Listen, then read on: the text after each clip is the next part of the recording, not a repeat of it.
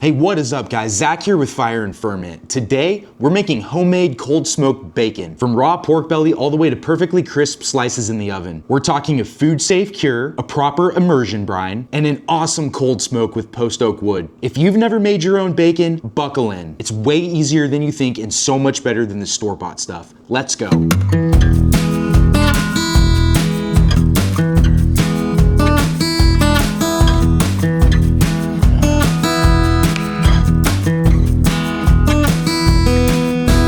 So first, why cure bacon? You're adding salt, sugar, and a controlled amount of nitrite. This keeps the bacon safe, gives it flavor, improves color, and prepares it for cold smoking. We're using prog powder number 1, aka pink curing salt number 1. This stuff is 6.25% nitrite, and I've calculated the exact amount that we need for the weight of our water and pork belly. That way we can stay in the proper, safe nitrite zone. So let's build our brine. This is scaled to submerge a 6-pound pork belly in my 12-quart Cambro. We've got 131 grams of diamond crystal kosher salt, 65 grams of dark brown sugar, 16.4 grams of prog powder number 1, aka pink curing salt, 2 tablespoons of black peppercorns, and 1 gallon of distilled water. By the way, that distilled water is refrigerator cold. That way when we put our pork belly in, it's already refrigerator temp. We want to stir this until everything is dissolved. Pink curing salt needs to be fully mixed. That's important for safety. Place your pork belly in the Cambro and make sure it's fully submerged. If it tries to float, put a plate or weight on top. We're gonna cure this in the fridge for 5 to 7 days. Every day or so, we'll give it a flip and stir the brine so everything cures evenly. All right, so after 5 to 7 days, pull the belly out. Give it a gentle rinse under cool water. You're not washing off the cure, just the surface salt. So we wanna pat it dry with paper towels. And now we want to put it on the rack in the fridge uncovered for a few hours or preferably overnight. This will help develop a tacky surface called the pellicle, which is essential for good smoke adhesion. All right guys, so it's the next day now. We're gonna be cold smoking our pork belly. What that means is that we're gonna get our smoker going, but we wanna keep the temperatures below 90 degrees Fahrenheit the entire time. We're burning post oak today, which is gonna give us an incredible smoke flavor, an amazing color, and a really good sweet, almost nutty smoke flavor for our bacon.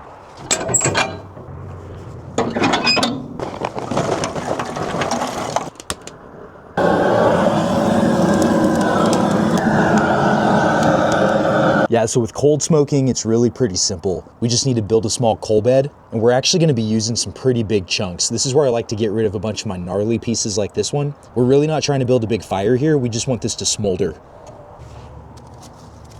Yep, so about like that. That's just gonna slow burn, get us some good smoke. It's not gonna get too hot over here in our cook chamber, and we can close her down and get the meat on.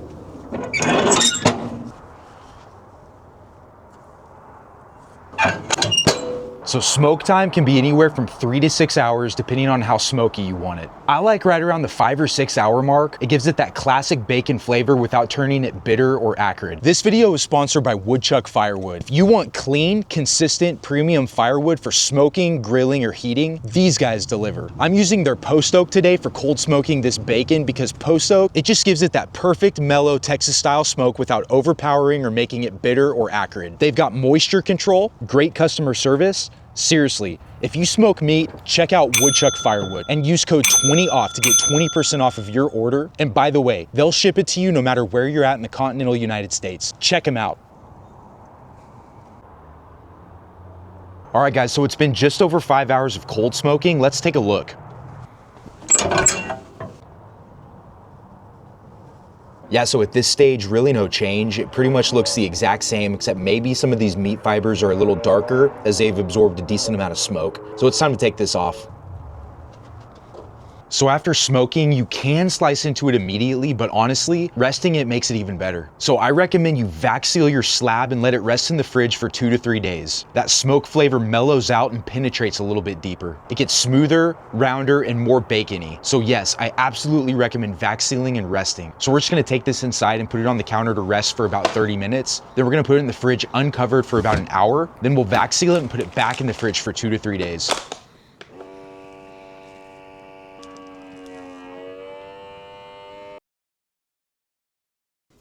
Time to slice. I threw the belly in the fridge for 30 minutes or so to help me slice a little bit cleaner. You'll want to cut to your preferred thickness. We're gonna slice pretty thick, which is my preferred style.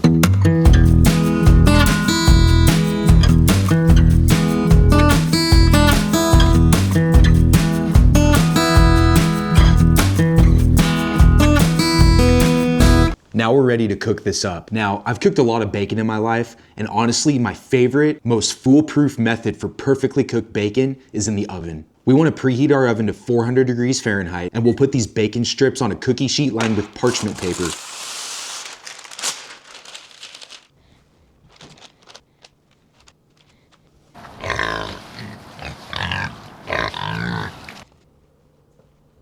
And bake for 25 to 30 minutes until crispy.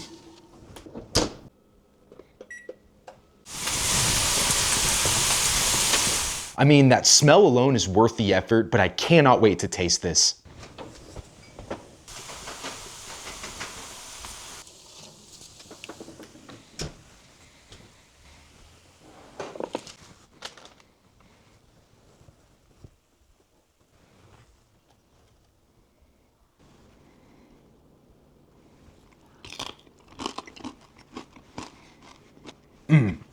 And that's homemade cold smoked bacon. It really is worth it, guys. That crispy texture is there, that basic bacony flavor is there, that fat's perfectly rendered, and that bacon is evenly cooked from end to end. A safe cure, clean cold smoke, rested, sliced, and cooked to perfection. This recipe is a great base if you want to add any additional ingredients to the cure, like garlic or chili flakes or any other spice that you want. So guys, if you learned something today, hit that like button, subscribe, and let me know what you think in the comments. I'll see you guys next time.